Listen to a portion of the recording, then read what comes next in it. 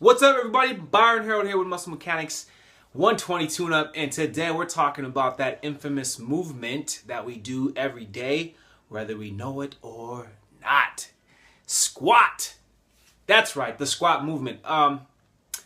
It's an essential functional movement we apply, whether you are really aware of it or not. Every time you go to the restroom, you squat. Every time you get into your car, you kind of transition from two legs to a one-legged squat, almost like a pistol, to get in there. Unless you're getting into a truck, obviously, then you're climbing up and then you're sitting.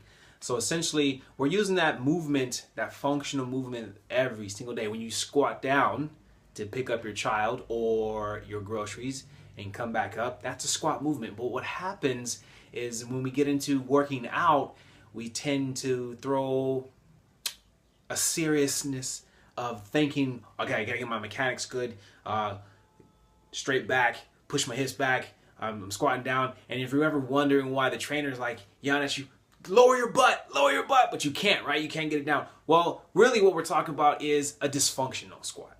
And those reasons why you can't squat effectively or efficiently as you want to or should, because there could be an array of things that are troubling your squat, such as some of us may not just be good squatters. Some of us might be better off deadlifting.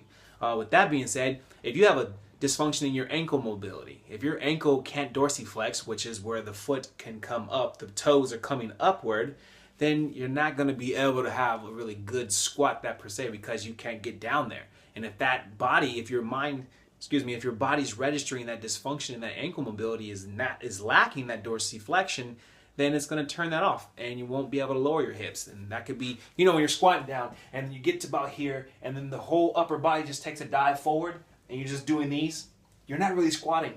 You're kind of good morning, throwing your back kind of forward instead of pushing your hips back.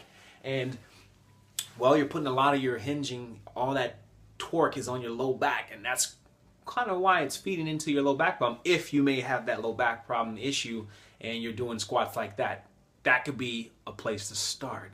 Maybe fix that, clean that up a little bit. But again, there's this concept with the squat where we think we need a cookie cut, everybody should be able to go down all the way.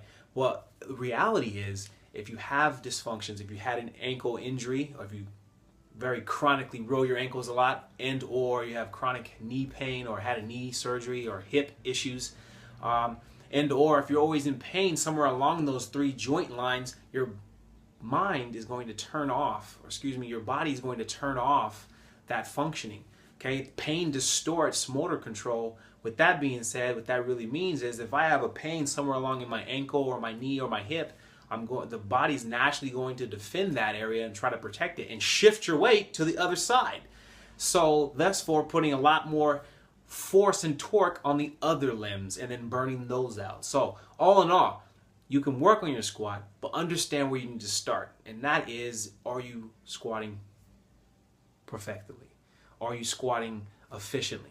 If there's a dysfunction somewhere along those three joint lines, ankle, knee, and hip, that could be a cause of where to start, why you can't squat well, and or why you might have pain in those three joint lines, to include the low back, okay? So as always, stay hydrated, stretch daily, and stay tuned in.